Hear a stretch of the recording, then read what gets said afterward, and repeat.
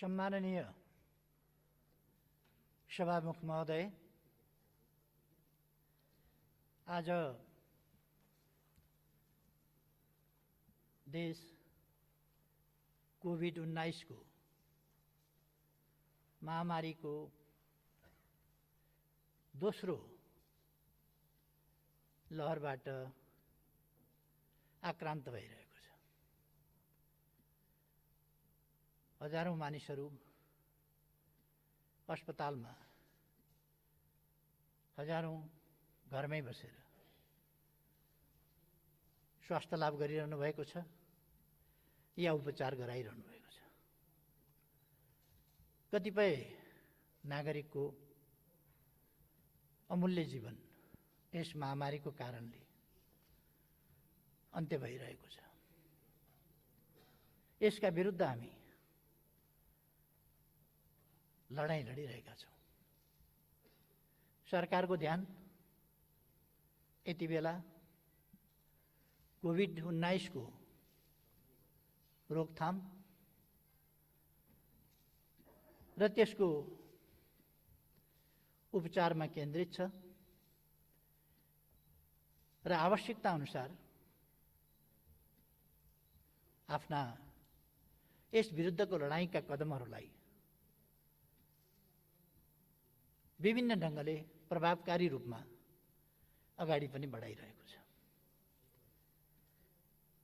म कोभिड-19बाट आफ्नो अमूल्य जीवन गुमाउनुहुने सबैप्रति श्रद्धासुमन अर्पण गर्छु। उहाँको निधनमा दुःख व्यक्त गर्छु र उपचाररत र संक्रमित सबैको शीघ्र स्वास्थ्य लाभको कामना गर्दछु।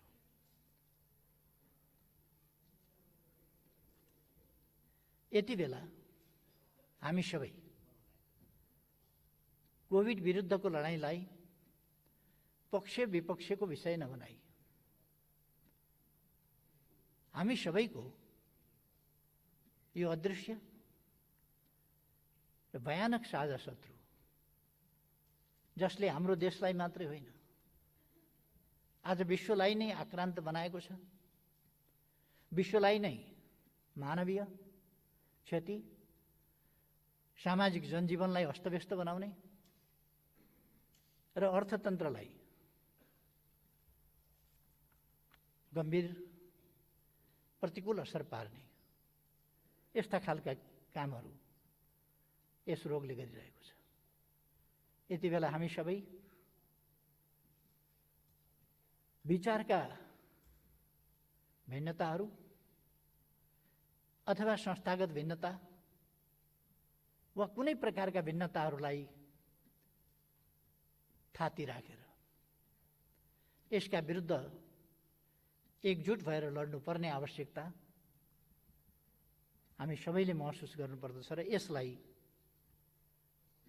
आफ्नो पक्षका निम्ति कुनै पनि हिसाबले प्रयोग गर्ने खालको सोच हामीमा आउनु पनि हुँदैन। त्यसर्थ म सबैलाई सरकारका प्रयासहरूमा साथ सहयोग दिन र यस अभियानमा सबै पक्ष, सञ्चार माध्यम, राजनीतिक दलहरू, सङ्घ संस्था लगायत सबै एकजुट भएर यस लडाईँमा सामेल हुन र कोभिडलाई पराजित गर्ने हाम्रो साझा उत्तरदायित्व त्यसलाई वहन गर्न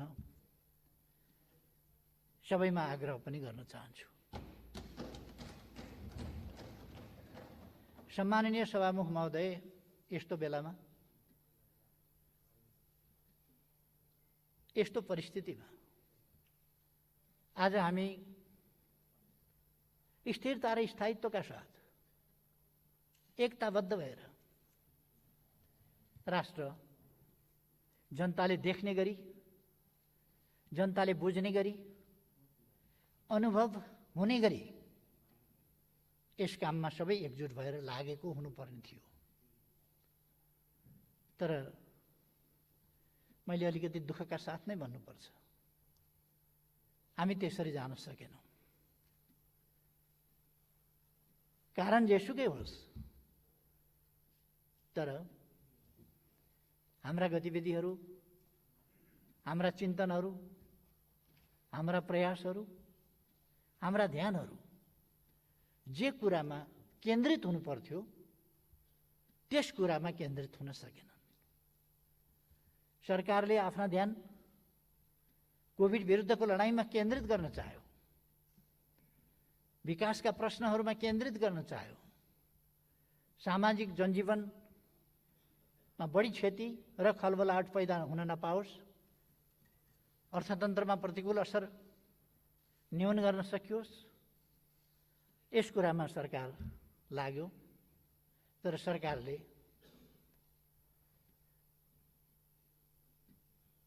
अनेक अप्ठ्याराहरूको सामना गर्नु परिरह्यो। मलाई अचम्म लाग्छ, हामी कोभिड विरुद्धको लडाईँमा छौँ।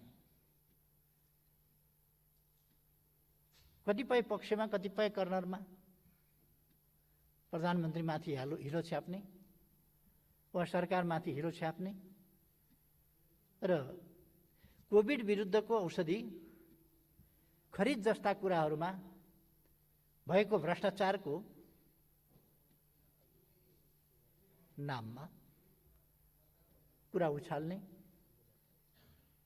र नभएका कनेक्सन अनुचित ढङ्गले देखाउने, त्यस्ता खालका क्रियाकलापहरू भए। हामी सबैलाई थाहा छ भ्याक्सिनको अभाव छ दुनियाँमै। भ्याक्सिन प्राप्त गर्न मारामार भइरहेको छ। यस्तो अवस्थामा दक्षिण एसियामा भारतभन्दा पछि नेपाल पहिलो राष्ट्र हो आफू उत्पादक नभए पनि भ्याक्सिनको सुरुवात गर्ने, र भ्याक्सिन चलिरहेको छ। एउटा पनि पिसिआर टेस्टको हाम्रो सुविधा नभएको ठाउँमा अहिले 86 ठाउँमा हामी पिसिआर टेस्ट गरिरहेका छौँ।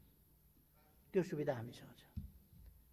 त्यस प्रकारका अस्पताल, शैय्या, अक्सिजन, भेन्टिलेटरको पर्याप्तताको त कुरा छोडौँ, न्यूनतम आवश्यकता पनि पुरा गर्न सक्ने अवस्थामा हामी छँदै थियौँ। त्यस स्थितिमा अहिले हामीले यसबीचमा थुप्रै कोभिड विरुद्धको लडाईँको सन्दर्भमा स्थानीय तहहरू, प्रदेश सरकारहरू, सङ्घ संस्थाहरू सबैको सरकारको सम्पूर्ण संयन्त्र सबैको साथ सहयोग लिएर सफलतापूर्वक पहिलो लहरलाई तुलनात्मक हिसाबले भन्ने हो भने न्यून क्षतिमै सरकारले नियन्त्रण गर्न सक्यो। तर फेरि म कारणहरूमा गइरहन अहिले चाहन्न, तर फेरि दोस्रो वेभ सिर्जना भयो। आज हामीले यसको सामना गर्नुपर्नेछ र हामी यसमा जुटिरहेका छौँ। म सरकार यसमा सम्पूर्ण रूपमा ध्यान केन्द्रित गरेर, साधन स्रोत केन्द्रित गरेर नयाँ नयाँ अस्पतालहरू, नयाँ नयाँ बेडहरू, नयाँ नयाँ आइसियु, अक्सिजन उत्पादनको क्षेत्रमा वृद्धि, सिलिन्डर विभिन्न ठाउँबाट प्राप्त गर्नेदेखि लिएर सिलिन्डर बाहिरबाट मगाउनेदेखि, विभिन्न देशबाट भ्याक्सिनहरू मगाउनेदेखि यी सबै कामहरू गरिरहेका छौँ। यसमा यदि कहीँ कतै यसमा पनि कोभिडको यस्तो महामारीमा हामीले भनेका छौँ जनताको जीवन रक्षा पहिलो शर्त हो, पहिलो कुरा हो। यस्तोमा पनि यदि कसैले यस्तो महामारीको साझा सङ्कटका बेला, साझा समस्याको समाधान गरिरहेका बेला पनि यदि कसैले यसमा पनि भ्रष्टाचार गर्छ भने त्यस्तो अपराध कुनै पनि हालतमा क्षम्य हुँदैन र हामी कसैलाई पनि छुट दिनेवाला छैन। त्यसमा छानबिन हुन्छ, कारबाही हुन्छ दोषी पाइयो भने। तर यहाँ त कस्तो छ भने फलानु देशको अफिसरसँग प्रधानमन्त्रीले गरेको हस्ताक्षर अनअफिसियल अनुवादको कपीमा चाहिँ हस्ताक्षर। योभन्दा तमासा के हुन्छ? अनअफिसियल प्रतिमा हस्ताक्षर हुन्छ काहीँ? अनअफिसियल अनुवाद, ओरिजिनल कपी होइन। कुनै हस्ताक्षर हुन्छ भने पनि ओरिजिनल कपीमा हुन्छ होला नि। अनअफिसियल, अनौपचारिक अनुदित प्रति भनेर प्रचार गरिन्छ र त्यस्तोमा फेरि प्रधानमन्त्रीको हस्ताक्षर स्क्यान गरेर जोडिन्छ। यो सम्मका खेल नेपालमा हुने गर्छन्। म त्यसमा दुःख व्यक्त गर्न चाहन्छु। हामी यति साह्रो तल झर्नु हुँदैन। आफूलाई यति साह्रो कृत्य काममा संलग्न गराउनु हुँदैन। मेरो यसमा आग्रह छ। चाहे राष्ट्रियताको सवाल होस्, चाहे लोकतन्त्रको सवाल होस्, चाहे जनजीविकाको सवाल होस्, चाहे शान्ति सुव्यवस्था सुशासन मानवाधिकारको सवाल होस्, चाहे भ्रष्टाचार विरुद्धको हाम्रो लडाईँको सवाल होस्, कुनै पनि कुरामा सरकार अनुचित तरिकाले, अनुचित प्रश्नमा, अनुचित दृष्टिकोण र अडानमा कुनै सम्झौता गर्दैन। राष्ट्रिय हित, जनताको हितलाई छोडेर तलमाथि गर्दैन र गर्न दिँदैन भन्ने कुरो मैले पटक पटक यस गरिमामय सदनमा प्रस्तुत गरिसकेको छु। यस सम्बन्धमा मैले धेरै केही भन्नु छैन। खालि मैले यस्तो परिस्थितिमा आज हामी राजनीतिक अवस्थाको कारणले मैले यस सदनको ममाथि विश्वास छ भन्ने कुराको पुष्टि गर्न आवश्यक ठानेकोले आज यो प्रस्ताव राख्न म यहाँ उभिएको छु। म विश्वास गर्छु हामी संलग्नतामा होइन, म कहाँ संलग्न छु, मेरो संलग्नता कहाँ छ भन्ने कुरामा होइन, हामी सार्वभौम जनताको प्रतिनिधित्व गरेर यहाँ उभिएका छौँ। सार्वभौम जनताको भावना र हितहरूको प्रतिनिधित्व हामी गर्छौँ। यस्तो अवस्थामा हामीले विचारको आग्रहका साथ होइन, आफ्ना स्वार्थहरूबाट निर्देशित भएर होइन, हामीले म कहाँ छु, कहाँ आबद्ध छु, कहाँ सम्बद्ध छु भनेर होइन, आबद्धता वा संलग्नतालाई हेरेर होइन, सत्यलाई पछ्याएर निर्णय गर्नुपर्ने अवस्था छ र निर्णय हामीले त्यसरी गर्न सक्नुपर्छ। यदि हामीले सच्चाइलाई पछ्याउँछौँ भने वर्तमान सरकार कुनै हिसाबले विश्वास गर्नु नपर्ने सरकार हुँदै होइन। राष्ट्रियताको हिसाबले, राष्ट्रियताको प्रश्नमा मैले धेरै भन्नु पर्ला जस्तो लाग्दैन। एउटा अग्नि परीक्षा होइन, राष्ट्रिय हितको रक्षा सम्वर्धनको प्रश्नमा,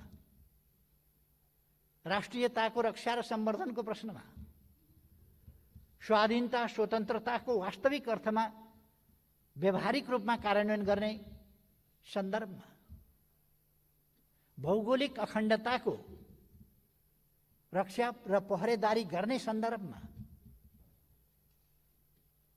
राष्ट्रिय हितलाई सर्वोपरि राखेर व्यवहार गर्ने सन्दर्भमा र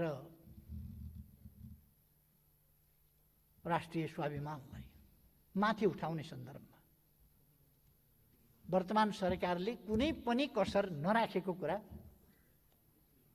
यो तर्कभन्दा माथि छ। तथ्यहरूले यसलाई तर्क गरिरहनु पर्ने होइन, तस्बिर आफै बोल्छ भने जस्तो।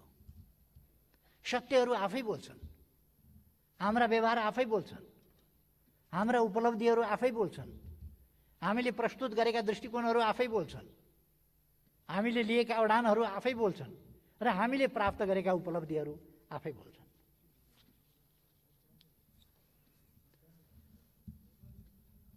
तसर्थ राष्ट्रियताको सवालमा नेपालले अन्तर्राष्ट्रिय मञ्चहरूमा खेलेको भूमिका, यी सबै हिसाबले हेर्ने हो भने पनि नेपाल एउटा सुनिन थालेको, देखिन थालेको, सुन्नुपर्ने आवश्यकता महसुस गर्न थालिएको देशको रूपमा स्थापित भएको छ। मैले धेरै भन्नु पर्ला जस्तो लाग्दैन, म धेरै स्मरण पनि गराइरहनु पर्ला जस्तो लाग्दैन। हाम्रा कामहरू आफै बोल्छन्। त्यसकारण राष्ट्रियताको पक्षमा त्यति स्पष्ट, त्यति सुदृढ, त्यति व्यावहारिक र त्यति उपलब्धिपूर्ण ढङ्गले अगाडि बढेको सरकारलाई विश्वास नगर्नुपर्ने कुनै कारणै छैन। यदि हामी आइडियोलोजिकल प्रेजुडिस राख्छौँ भने बेग्लै कुरा हो। संलग्नतालाई अनुचित महत्त्व दिन्छौँ भने बेग्लै कुरा होला। होइन भने यसमा अविश्वास गर्नुपर्ने या विश्वास गर्न नसकिने कुनै कारणै हुँदैन। सम्माननीय सभामुख महोदय, त्यसै गरेर सुशासन, शान्ति सुव्यवस्था र राष्ट्रिय समस्याहरूको समाधानको सन्दर्भमा समस्याहरूलाई थाती राखेर समस्याहरूको गीत मात्रै गाएर होइन, समस्यालाई समाधान गरेर अगाडि बढ्ने सन्दर्भमा यो सरकार जुन प्रभावकारिताका साथ, जुन सफलताका साथ अगाडि बढेको छ, त्यस सन्दर्भमा यस सरकारमाथि विश्वास नगर्नुपर्ने कुनै कारण छैन र हुन सक्दैन। हामीले वैचारिक हिसाबले संविधानको स्वीकार्यता, पालना वा संविधानको सर्वस्वीकार्यता, सर्वग्राह्यताका प्रश्न हामीले उठाउने गर्यौँ कहिले कहिले। ती प्रश्नहरूको सन्दर्भमा अब नेपालमा त्यस प्रकारको कुनै समस्या छैन जो आधारभूत रूपमै संविधान मान्दिन भनोस्, त्यस्तो समस्या छैन। जहाँसम्म संविधानमा यो वा त्यो पक्षमा यति सन्तुष्टि रह्यो, यति असन्तुष्टि छ, यो ठाउँमा सच्याउनु पर्छ भन्ने कुरा, त्यो त व्यवहारका क्रममा संसारमा जुनसुकै पनि संविधान परिमार्जन हुँदै जान्छ। आवश्यकताका आधारमा देशलाई अगाडि बढाउने सन्दर्भमा संविधानको कार्यान्वयनकै सन्दर्भमा प्राप्त अनुभवहरू र ती अनुभवहरूले देखाएका परिवर्तनका आवश्यकताहरू अनुरूप र देशलाई अगाडि बढाउनका निम्ति औचित्यपूर्ण ढङ्गले समयानुकूल ढङ्गले संविधानमा संशोधन गर्न सकिन्छ, गर्न पर्ने हुन्छ र त्यसका लागि त सरकार सबै पक्षसँग छलफल गर्न, त्यसका लागि मस्यौदाका सन्दर्भमा, संविधानको सन्दर्भमा मस्यौदा गर्ने सन्दर्भमा, त्यो मस्यौदा भनेको सुझावका लागि, संविधान संशोधन कहाँ कहाँ गर्नुपर्छ त्यसको अध्ययनका लागि एउटा कार्यदल पनि बनाउन सकिन्छ।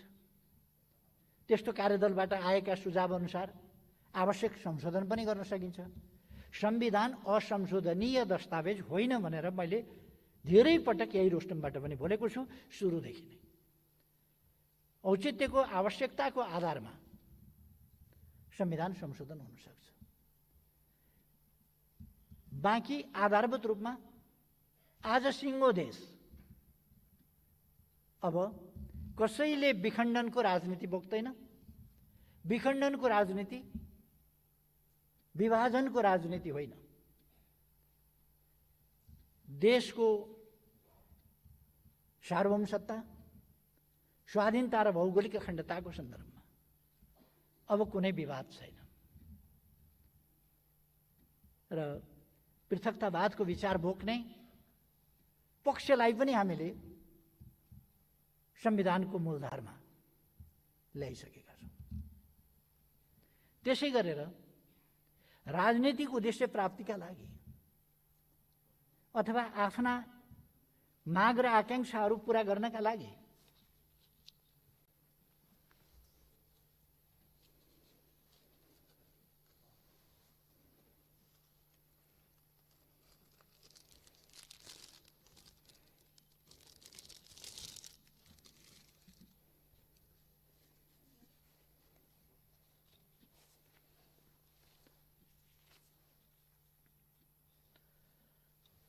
हिंसालाई माध्यम बनाउनु पर्छ भन्ने जुन सोचहरू रहेका थिए ती सोचहरू पनि अब अन्त्य भएका छन्। सरकारले संवादको माध्यमबाट हिंसाको विचार र मार्ग परित्याग गराएर शान्तिपूर्ण राजनीतिको मूलधारमा त्यस्तो पक्ष र शक्तिहरूलाई पनि ल्याइएको छ। यस्ता सफलताहरू दशकौंदेखि नेपालमा हिंसाको राजनीति अनवरत थियो अथवा राजनीतिका नाउँमा राजनीतिक उद्देश्य वा अभिष्ट प्राप्त गर्नका निम्ति हिंसाको पक्षपोषण त्यसको अवलम्बन गर्ने शक्तिहरू थिए। त्यसले देशमा एउटा भएको र क्षतिको स्थिति लगातार राखेको थियो। त्यो अन्त भएको छ। यी के ऐतिहासिक र ठूला उपलब्धिहरू होइन। यस्ता उपलब्धिहरू यही सरकारले गरेको छ। पुराना अपराधहरू पत्ता लगाएर दोषीहरूलाई कठघरामा ल्याइएको छ र ल्याइँदैछ। सफलता नदेख्ने एकाध सफलता प्राप्त गर्न अलिकति विलम्ब भयो भने त्यो देख्ने र त्यसलाई अत्यन्तै बढाई चढाइकन बुझ्ने यो खालका तरिकाहरूमा हामी जान हुँदैन भन्ने मलाई लाग्छ। सरकारका प्रयासहरू कस्ता छन्, गरिरहेको छ कि छैन, कुनै कुरामा सफलता प्राप्त गर्न अलिकति समय पनि लाग्न सक्छ। प्रश्न त्यति मात्रै हो। तर सरकार सफल भएर छोड्छ। हिजोदेखिका विभिन्न खालका अपराधिक क्रियाकलापहरूको सन्दर्भमा छानबिन गर्ने र दोषीमाथि कारबाही गर्ने काम वर्तमान सरकारले गरेको छ। यसले मैले पहिले नै भने दोषीको अनुहार हेरेर कारबाही गर्ने कि नगर्ने होइन, निष्पक्ष न्याय निरूपण भइसकेपछि वा त्यसरी गरिएपछि अनुहार हेर्ने गरिएको छैन। कुनै आग्रहवश, पूर्वाग्रहवश, प्रतिशोधका हिसाबले कुनै प्रकारको क्रियाकलाप वर्तमान सरकारले गर्दैन। अराजनीतिक हत्कण्डा अपनाउने या त्यस्ता अनुचित अराजनीतिक गैर कानुनी तरिकाले त्यस्ता कामहरू गर्दैन। मैले पहिले पनि यस सम्मानित सदन समक्ष यी कुराहरू राखिसकेका छु। त्यसकारण यस सरकारलाई विश्वास नगर्नुपर्ने कुनै कारणै छैन।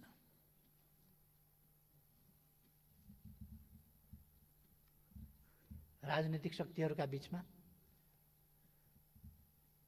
घाउ कोट्याइकन,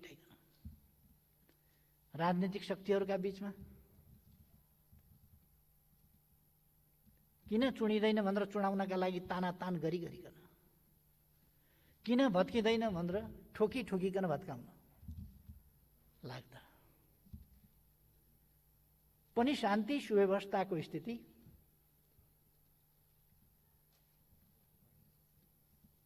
राम्रो छ। फेरि यदि हामी सत्यलाई स्वीकारेर अगाडि बढ्न तयार हुन्छौँ भने यस सरकारलाई समर्थन विश्वास नगर्नुपर्ने कुनै कारणै छैन। त्यसकारण मैले विश्वासको मत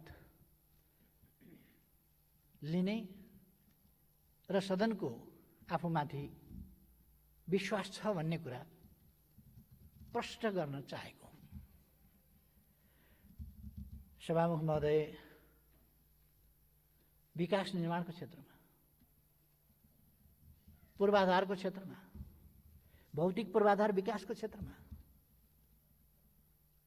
राजमार्ग, बाटा, घाटा, पुल, जोलुङ्गे पुल आदिको निर्माणको सन्दर्भमा, नेपाललाई सुरुङ मार्गको नयाँ युगमा प्रवेश गराउने सन्दर्भमा, नयाँ नयाँ हवाई मैदानहरूको काम तीव्रताका साथ अगाडि बढाउने सन्दर्भमा अथवा अरू विभिन्न पक्षहरूमा, सञ्चारको क्षेत्रमा अहिले यति धेरै कामहरू भएका छन्। हामी आफ्नो मोबाइलबाट घरमै बसेर आफ्नो जमिनको केमा क्याल्सियम कम छ, केमा फस्फरस कम छ, केमा नाइट्रोजन कम छ, केमा कुन मल कम छ, के बाली लगाउन कति के मल लगाउनु पर्छ भन्ने घरमै बसेर जानकारी पाउन सक्छौँ। त्यसरी हामीले डिजिटल म्यापिङ गरिसकेका छौँ। नागरिक एप्स बनाइसकेका छौँ जसबाट बैंकिङ कारोबार आदि गर्न सक्छौँ। थुप्रै कामहरू यस्ता भएका छन् जहाँ विकासमा प्रविधिको प्रयोग, सञ्चारमा पनि प्रविधिको प्रयोगबाट ठुलो विकास गरिएको छ र डिजिटल नेपाल बनाउने हाम्रो अठोट त्यसलाई प्राप्त गर्ने कोसिस गरिएको छ। डिजिटल नेपालको सन्दर्भमा 4G सेवा सबैतिर पुर्याइएको छ, 5G को प्रयोग गरिरहेको छ। अहिले अरू मेरो किता भनेर आफ्नै मोबाइलमा अब आफ्नो जमिन हेर्न सकिन्छ। कहाँनिर छ आफ्नो जमिन, कुन किता हो, कति छ, त्यसको आकार कस्तो छ, ती सबै हेर्न सकिन्छ र त्यसै मार्फत कारोबारहरू गर्न सकिन्छ। अब कुनै कर तिर्नु पर्यो भने कुनै मोबाइलको चार्जदेखि लिएर अनेक कुराहरू तिर्नका लागि या भूमि कर तिर्नका लागि, लाइसेन्स रिन्यू गर्नका लागि, अनेक चिजका लागि कार्यालय अड्डा धाइरहनु पर्दैन। घरै बसेर हामी ती कामहरू गर्न सक्छौँ। अथवा त्यसरी नेपाललाई एउटा प्रविधि प्रयोग गरिरहेको आधुनिक देशमा त्यस रूपमा हामीले अगाडि बढाएका छौँ। मेलम्ची अगाडिदेखि सुरु भएको थियो। कसले सुरु गर्यो भन्ने बहस पनि चले। राजा वीरेन्द्रका समयदेखि चलेको थियो। किशुनजीले 48 सालको निर्वाचनका बखत त्यो प्रसङ्ग फेरि उठाउनु भएको थियो। अगाडिका सरकारहरू पनि लागे, तर अहिलेको सरकारले विशेष तीव्रता दियो र काठमाडौँमा 17 करोड लिटर पानी ल्याइयो। अरू केही वर्षभित्र 17 करोड लिटरको हिसाबले याङ्री र लार्केबाट अरू 17 करोड लिटर ल्याइँदैछ र जम्मा 51 करोड लिटर पानी काठमाडौँमा ल्याइन्छ। त्यसो भएपछि काठमाडौँमा पानीको कहीँ कमी छ भन्ने स्थिति हुँदैन। यी काम पनि गरेकै छ। पुनर्निर्माणका कामहरूमा तीव्रताका साथ गरेको छ। केही ठाउँमा केही प्राविधिक हिसाबले, केही पुरातात्विक महत्त्वका र त्यसै गरी त्यस्तै वस्तुबाट निर्मित गर्नुपर्ने भएको हुनाले सिकर्मी डकर्मीदेखि लिएर तालिम गर्नुपर्ने प्रश्नहरूले गर्दा जनशक्तिको निर्माणका लागि जनशक्तिको दक्ष जनशक्तिको त्यसका निम्ति आवश्यक जनशक्तिको कमीको कारणले गर्दा अलिकति विलम्ब भएको होला। नत्र भने हामी सबैलाई थाहा छ हाम्रा अगाडि धरहरा यति छोटो अवधिभित्र निर्माण भएको छ, उद्घाटन भएको छ। रानी पोखरी उद्घाटन भएको छ, दरबार हाई स्कुल उद्घाटन भएको छ, बसन्तपुरको त्यो भत्किएको बसन्तपुरको ध्वस्त भएको बसन्तपुरको अहिले त्यसको दृश्य नै फरक परेको छ। अरू धेरै ठाउँमा सिंहदरबारको प्रबलीकरण, प्रधानमन्त्री कार्यालय अहिले पहिले भत्किएकै सिंहदरबारमा फेरि बनाइवरिकन सारिसकिया छ। हामीले अरू निर्माण कार्यहरू त्यसै गरी अगाडि बढाएका छौँ। अस्पताल, विद्यालय, अरू निजी आवासहरू र पुरातात्विक महत्त्वका ऐतिहासिक धरोहरहरूको पुनर्निर्माण कार्य यिनीहरू असाधारण ढङ्गले भएको छ। मैले भन्ने गरेको छु नि, लगभग वर्षमा 10 किलोमिटर जसो बाटो बन्ने ठाउँमा दिनमा 6 किलोमिटर बाटो बनिरहेको छ। दिनमा 6 किलोमिटर कालोपत्रे बाटो बनिरहेको छ, जबकि वर्षमा 10 किलोमिटर बन्ने स्थिति हो। यो रफ्तार, यो तीव्रता आजको सरकारले दिएको छ। तराई सुनकोशी त्यहाँ बगिरहेको थियो, तराई एउटा डाँडा परि तराईका खेतहरू सुक्खा थिए। अहिले सुनकोशी मरिन डाइभर्सन, त्यसलाई बागमतीमा लगेर सिँचाइ गर्ने काम 5 वर्षभित्र त्यसलाई सम्पूर्ण रूपले पुरा गर्ने र सञ्चालन गर्ने गरी शिलान्यास भइसकेको छ र काम अगाडि बढेको छ। अरू आयोजना फेरि बन्दैछन्। यसरी कति नयाँ कामहरू, नयाँ 12वटा स्मार्ट नयाँ सिटीहरू स्मार्ट सिटीको रूपमा विकास हुँदैछन्। अब ती कामहरू भइरहेका छन्।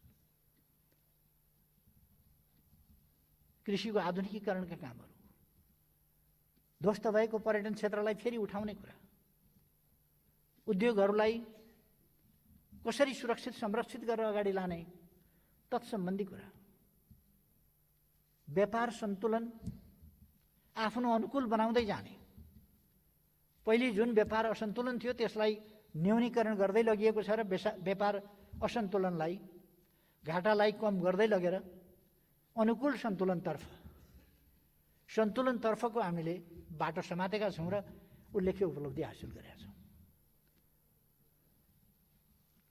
सामाजिक पूर्वाधार विकासको सन्दर्भमा भन्ने हो भने शिक्षाका क्षेत्र, स्वास्थ्यका क्षेत्र, अरू क्षेत्रहरूमा बालबालिका इनरोलमेन्टको प्रश्नमा अथवा उनीहरूले फेरि स्कुलबाट ड्रप आउट हुने अथवा स्कुल छोडेर बाहिर जाने स्थिति नहोस् भन्ने सन्दर्भमा, त्यस सन्दर्भमा पनि सरकारले गम्भीरताका साथ ध्यान दिएको छ।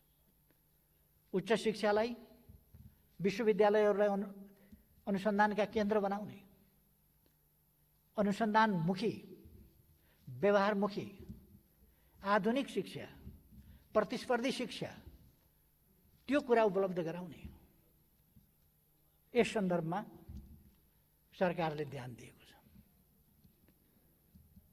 कृषिलाई कसरी ठुलो मात्रामा उत्पादनमा लान सकिन्छ, उच्च उत्पादन वृद्धि दर कसरी कायम गर्न सकिन्छ, त्यसै हिसाबले यस्तो बेलामा पनि कृषि क्षेत्रमा उत्पादन वृद्धि दर राम्रो रह्यो। धानमा 9%, मकैमा 6%, अरू सालाखाला गर्दा पनि लगभग 6% को कृषि उत्पादनमा वृद्धि भएको छ। माछा, मासु, अन्डा, दुध आदि क्षेत्रमा हामी आत्मनिर्भर भएका छौँ। स्वास्थ्य क्षेत्रमा मैले भनिरहनु पर्दैन, यति धेरै अस्पतालहरू नयाँ बनेका छन्, सञ्चालनमा आएका छन् र हामी तिनलाई जनशक्तिको हिसाबले, दक्ष जनशक्तिको हिसाबले, आवश्यक जनशक्तिको हिसाबले र साधनहरूको हिसाबले, स्रोतहरूको हिसाबले तिनलाई प्रभावकारी बनाउने प्रयासमा लागिरहेका छौँ।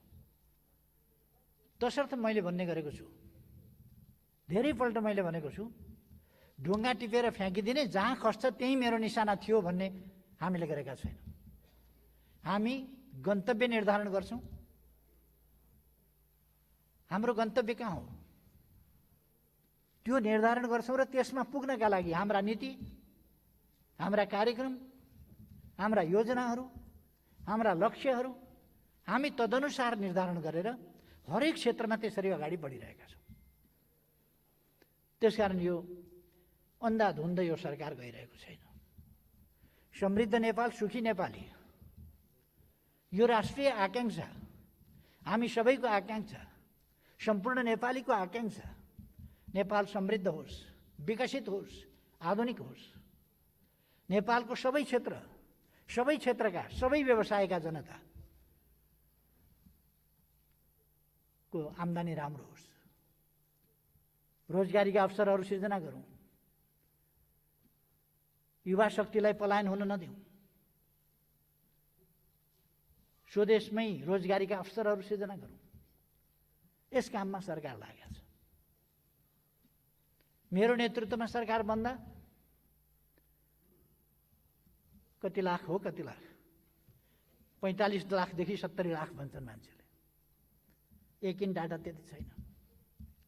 त्यत्रो सङ्ख्यामा युवाहरू अवसरको खोजीमा बाहिर, रोजगारीको खोजीमा बाहिर, त्यो स्थिति थियो र त्यस स्थितिमा सरकार जिम्मा लिएर एकै रातमा जादुको छडीले जस्तो कन्ट्र्याक्ट गरेर गइसकेका मान्छेहरूलाई फिर्ता ल्याउने अथवा त्यो एउटा सिलसिला र यहाँ बाँझै रहेका घरखेतहरू एकैचोटि हराभरा हुँदैनथे। जनतालाई मोटिभेट गर्ने, इन्सेन्टिभ दिने, त्यसबाट उनीहरूलाई प्रेरित गरेर काममा उत्पादनका लागि लगाउने लगायतका कामहरू हामीले गर्नुपर्थ्यो। ती काम हामीले गरेका छौँ। त्यस दिशामा हामी लागेका छौँ। त्यसकारण रोजगारीका कार्यक्रम, स्वरोजगार कार्यक्रम, युवा स्वरोजगार कार्यक्रम लगायत महिला उत्थानका कार्यक्रम, यी कार्यक्रम गरेका छौँ। त्यसै गरेर हामीले समाजलाई समाज जस्तो एउटा भद्रगोल स्थितिमा होइन, कोही सडकमा बालबालिका फालिएको छ, सडकमा कोही भिखमङ्गा भएर बालबालिका हिँडेको छ अथवा मान्छे अलपत्र भएर हिँडेको छ, त्यो स्थितिलाई अन्त गर्ने दृढ सङ्कल्पका साथ हामीले सडक बालबालिका मुक्त देश यही 78 सालभित्र सम्पूर्ण रूपले बनाउने भनेर अहिले पनि हामीले सडक बालिका मुक्त गरेका छौँ। काठमाडौँमा पहिले हाम्रा सन्तानहरूलाई, ससाना बालबालिकाहरूलाई अलपत्र पार्ने र तिनलाई खाते भन्ने उपनाम दिएर अपमान गर्ने त्यस प्रकारको स्थिति थियो। अब नेपालबाट डिक्सनरीमा खाते भनेको उहिले नै सडकमा अलपत्र छोडिएका, सरकारले पनि नहेरेका, अभिभावक पनि नभएका, दुःख पाएका बालबालिकालाई भनिन्थ्यो भन्ने अर्थ राखिएला। तर त्यसको वर्तमान सन्दर्भमा कुनै अर्थ छैन भन्ने कुरा पनि डिक्सनरीमा लेखिन्छ। त्यो एउटा डेड ल्याङ्ग्वेज, डेड वर्डको रूपमा प्रयोग हुन्छ खाते भन्ने कुरा। त्यसै गरेर बेगर, असहाय मान्छेहरू, सडक सहयोगापेक्षी मान्छेहरू, त्यो रहन नदिने सरकारको सङ्कल्प छ। त्यसअनुसार प्रभावकारी ढङ्गले सरकारले काम गरेको छ। सरकारले ज्येष्ठ नागरिकहरूका कुरा होस् अथवा औपचारिक अनौपचारिक क्षेत्रका मजदुरका कुरा हुन्, योगदानमा आधारित सामाजिक सुरक्षाका कुराहरू, ज्येष्ठ नागरिकहरूलाई 1 लाखसम्मको स्वास्थ्य बिमाको कुरा होस् अथवा स्वास्थ्य बिमाको क्षेत्रमा अत्यधिक जनसङ्ख्यालाई सामेल गर्दै लाने कुरा होस्, यी तमाम कुरामा यस सरकारले असाधारण महत्त्वका कामहरू गरेको छ, दूरगामी महत्त्वका काम गरेको छ, सकारात्मक काम गरेको छ, जसले नेपाललाई यी 3 वर्षमा एउटा बेग्लै अवधारणा, बेग्लै सोच, बेग्लै उचाइ, मान्छे बस्न लायकको देश, मान्छे बस्न लायकको समाज र हेर्दा लाज नहुने खालको समाज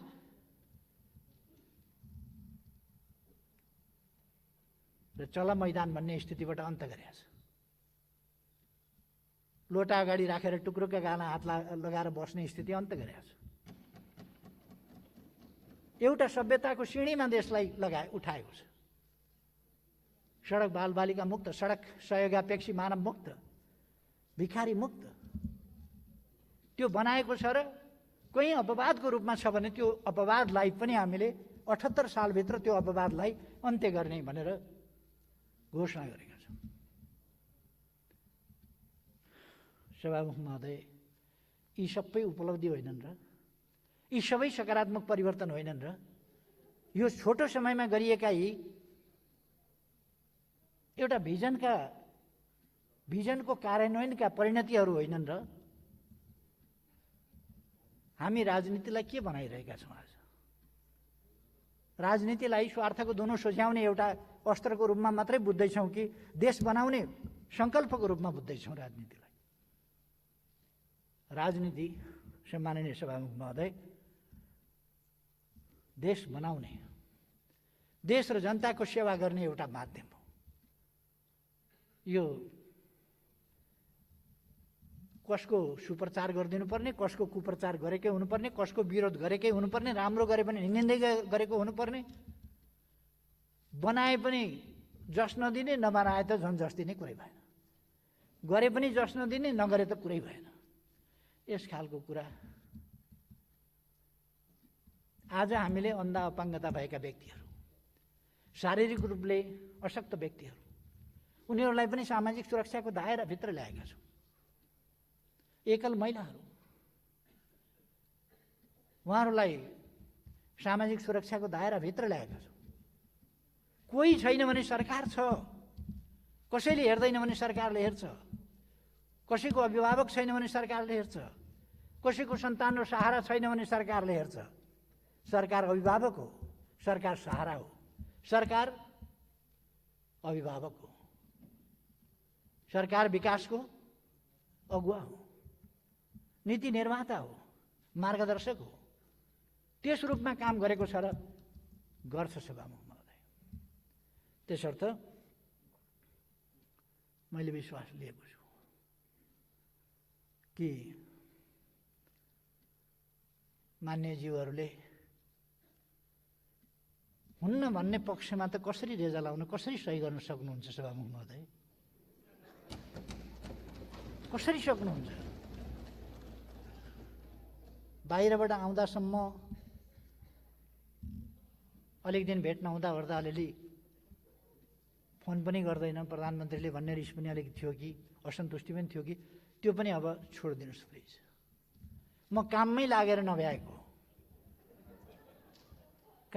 नभ्याएको, मेरो कसैप्रति कुनै आग्रह पूर्वाग्रह छैन। यस सदनले मलाई निर्वाचित गरेको, यस सदनको बलले 3 वर्षभन्दा बढी सभामुख महोदय म प्रधानमन्त्रीको हैसियतमा यस्तो रोस्टममा उभिएको छु। यही सदनको बलले फेरि पनि रहन्छु भन्ने मलाई विश्वास छ, किनभने सदनको विवेकमाथि म पूर्ण रूपमा भरोसा गर्छु।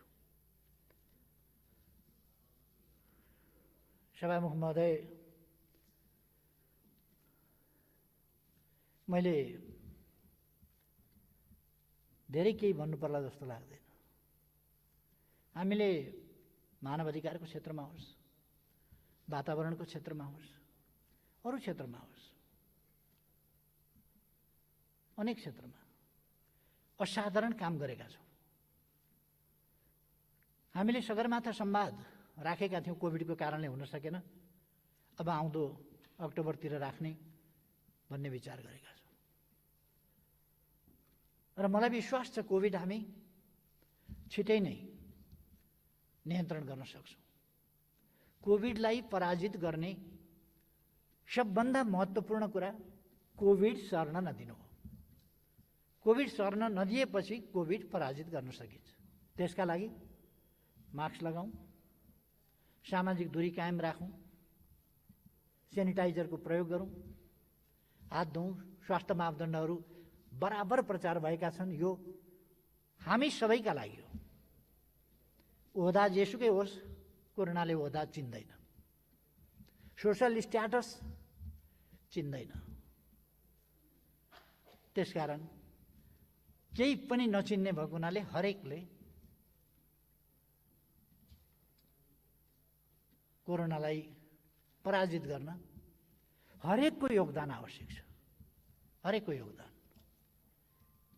हरेक नेपाली दाजुभाइ दिदीबहिनीहरूलाई पनि यस सदन मार्फत म आग्रह गर्न चाहन्छु, कोभिड-19 विरुद्धको यस अभियानमा हामी फेरि पनि लाउँ। सरकार जसको बन्ला, जस्तो बन्ला, बेग्लै कुरा हो। यसो भनेपछि कतिपय साथीहरूलाई फेरि कसको बन्ला कस्तो बन्ला भन्दा मैले यो सैद्धान्तिक रूपमा भनेको, यस सदनले अर्को म छँदाछँदै अर्कोलाई बनाउँछ प्रधानमन्त्री भन्ने म कसरी चिताउँछु र? यस्तो काम मैले अहिले भनेका यति काम गरेको ठाउँमा। त्यसर्थ सभामुख महोदय, म यस गरिमामय सदनको आज पनि बाहिरका हल्लाखल्लाहरू बेग्लै हुन्। सभामुख महोदय, विघटित प्रतिनिधि सभा पुनर्स्थापना गरियो। पुनर्स्थापना भएपछि प्रधानमन्त्री बाहिर बाहिर भनियो, प्रधानमन्त्री भएन भनेर। अब मन नपरेकाले विपक्षले बाहिर बाहिर भन्नु एउटा कुरा हो, तर अविश्वास त ममाथि कसैले गरेन सभामुख महोदय, कसैले गरेन। पुनर्स्थापना भइसकेपछि यत्रो समय मैले कहिले कहिले राजनीतिमा यस्तो अलिकति अब सँगै भएपछि एउटै देशमा काम गरेपछि यताउता कहिले कहिले अलिअलि भनाभन पनि हुँदो रहेछ। अब कोही साथीहरूले के भन्ने, कोही साथीहरूले के भन्ने भएपछि मैले पनि अलिअलि केही भने होला। पार्टी अलग भइसक्दाखेरि पनि, विश्वास छैन भन्दाखेरि पनि समर्थन फिर्ता त लिनु भएन। कति सुदृढ समर्थन रहेछ भन्ने कुरा सभामुख महोदय, मैले आफैले अब म विश्वासको मत लिन्छु भनेर नभनेसम्म त समर्थन त फिर्ता लिनु भएन। 2-3 दिन भएको छ भर्खर समर्थन फिर्ता भएको, केही बिग्रिएको छैन। आज दिए भइगयो फेरि। त्यसकारण मेरो सबै दलका सबै मान्यजीहरूसँग आग्रह छ, यदि कुनै दलले नदिने भन्ने निर्णय गरेर आउनुभएको छ भने पनि नेताले यी दिनु भनिदिएपछि पछि गएर सच्याउन सांसदहरू खुसी हुनुहुनेछ। यसर्थ सभामुख महोदय, म संविधानको धारा 100 को उपधारा 1 बमोजिम यस गरिमामय संसदको विश्वासको मत माग्न चाहन्छु र ममाथि यस सदनको विश्वास छ भन्ने कुराको पुष्टि आज यस सदनले गरोस् भन्ने चाहन्छु। त्यसै कारण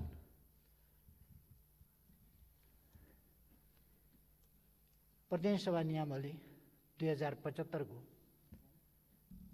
नियम 52 को उपनियम 2 बमोजिम ममाथि यस प्रतिनिधि सभाको पूर्ण विश्वास छ भन्ने कुरा पुष्टि होस् भनेर म सम्मानित सदन समक्ष विधिवत प्रस्ताव राख्न चाहन्छु। मैले अपेक्षा र विश्वास गरेको छु सर्वसम्मतिले मान्यजीहरूले ममाथि विश्वास छ भन्ने मत जाहेर गर्नुहुनेछ। धन्यवाद।